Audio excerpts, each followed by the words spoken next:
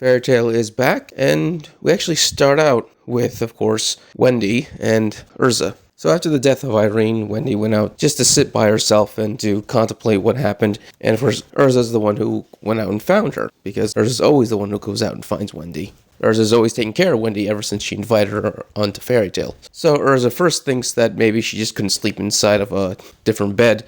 Wendy says no. And that's when Urza realizes that something is actually troubling her, and she wants to know what it is. Instead of telling Urza that Irene has been there the entire time, she asks her, did she ever think of her mother? And Urza's response to that is obviously a bag of mixed emotions. Urza sees Irene as a sad person, which she really was. She was miserable her entire life because of the curse of being turned into a dragon. But more than that, she does in fact think of her every single day, but she can never consider her her parent. Only the master is. He raised her, he loved her, he's her true parent. Irene is just her mother. Urza does say sometimes she does think about what it would be like if she, was raised by Irene, and says that's wrong for her to even think that way, because I guess she thinks she's disrespecting Makarov. But Wendy tells her no, there's nothing wrong with that, and it's perfectly fine. Wondering what it's like to be raised by her own birth mother. Urza's hair basically then goes Super Saiyan, where she says that she attacked their guild, and that means Irene will always be an enemy of hers that she will never forgive. Wendy gets scared for a second, because she clearly wants her to care about Irene,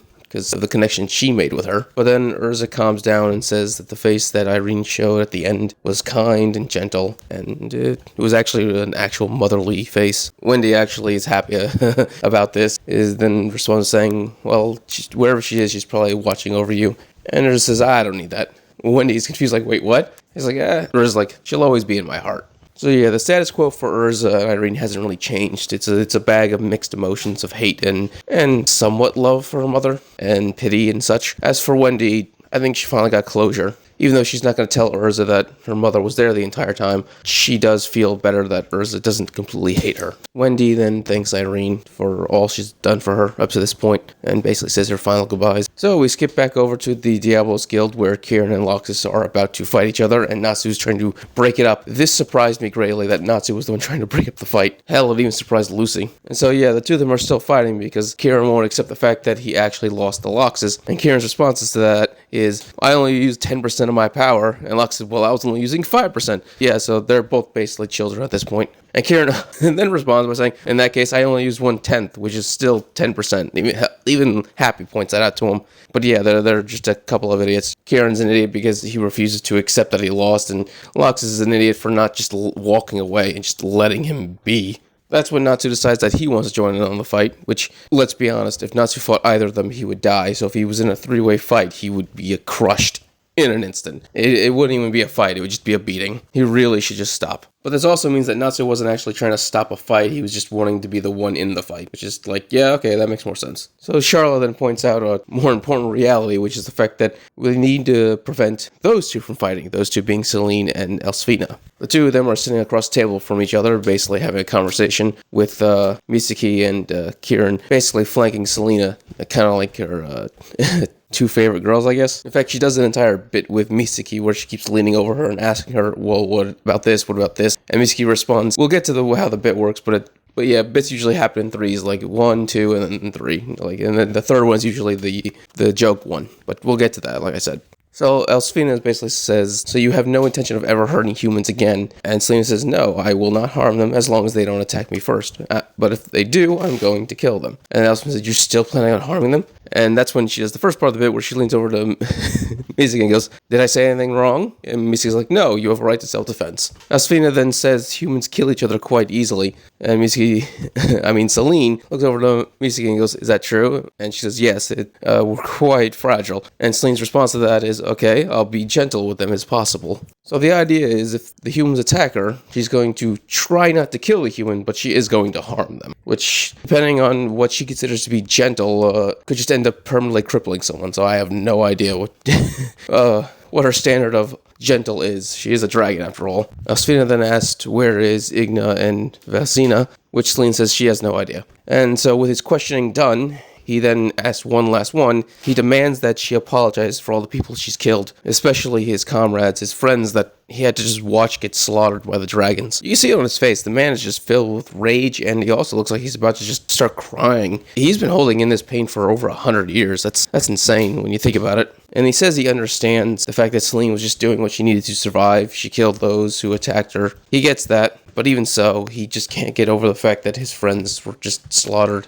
And he actually starts to bawl at this point. Like I said, he's been holding this in for 100 years. And then Selene finally goes, fine, I'll apologize. And he's like, no, it's too much. I can't. At this point, it would just hurt me even more. And he's basically just demanding that she not apologize now. It's like I said, he's going through a rush of emotions. And the way she apologizes is absolutely disrespectful. She just says, my bad. Like, it's not even an apology. It is just absolute, I did wrong, fine, whatever. And Elfman starts to get pissed off, but then realizes what she said was so absolutely awful that he laughs uncontrollably about it. So this is the third part of the bit comes in, the part that's the joke, where Selene generally doesn't understand what was wrong with her apology. And she asks Misaki, hey, did I say something wrong? And Misaki, of course, has no way of responding to that. Like, how do you explain to someone that what they just said wasn't actually an apology, but just common mockery of an apology? Yeah, no, Misaki doesn't even try. She just looks away. So Alsfina then apologizes for all the dragons they've killed. And they basically are able to just move on. Well, sort of. They still got to deal with the last two dragon gods. So Selene agrees with this, and so she asks Alsfina, where is the weapon? Where is Athena? And Alsfina responds by saying, I don't know. It was created by my dead apprentice, and I have no idea where he hid it. So then everyone starts to question, it's a human-made weapon that can kill a dragon. Is something like that even possible? Which it really shouldn't be. Like, dragons have ruled over humanity for thousands of years. The idea that all of a sudden there would be a weapon that can kill a dragon is kind of absurd. Selene believes it exists, so it must be true. Alsfina then asked, how does Selene even know about the Athena? And her response is, I've been to all kinds of worlds trying to find one. And this apparently scares Alsfina, surprised there are other Athenas out there in the world, in other worlds. Who knows how many worlds there are. But Selene then responds saying, no, they are all destroyed. The only one that exists is the one that exists in this world, which is an insane concept to even think about, that there are dragon-killing weapons in multiple different dimensions. Natsu's response to this is, I don't really care about the weapon, I'll just go ahead and beat down the dragon gods all by myself. And Selene says, no, that is impossible, because the golden dragon isn't entirely real. Vermines apparently is a concept, just like time or space or such, where he both exists and doesn't exist at the exact same time, which is absurd. Seriously, to be a concept is kind of insane to me.